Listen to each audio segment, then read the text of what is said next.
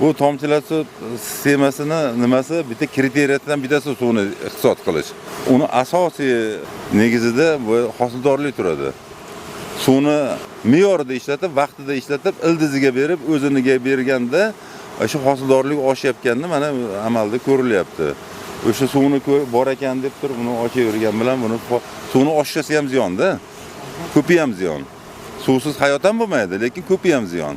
Me'yordagisi foyda, o'shani sekin mana hozir mana olimlar kelib maslahatini beryapti. O'zimizni eski dehqonlarimiz mana o'zlari kengashib shu xulosaga keldiki, tomchilatib sug'orish baribir ham nafaqat suvdan iqtisod qilish, nimani xo'p hosildorlikni oshirish. Buning natijasida nimadan oshadi? Bu daromad ham yaxshi bo'ladi.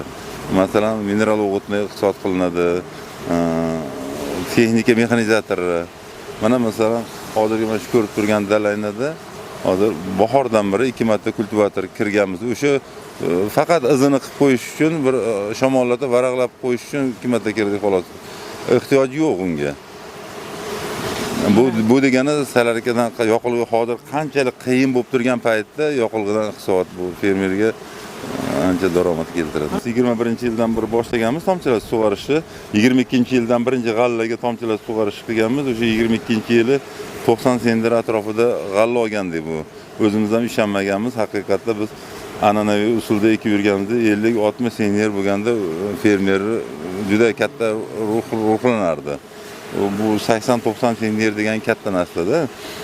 Mineral o'g'itni ham vaqtida beradi. Suv bilan birga beradi. Ham mineral o'g'itdan iqtisod qilib, nimadan suvdan iqtisod qilib, hammasi natijasida katta daromadga chiqadi fermer xo'jaligida.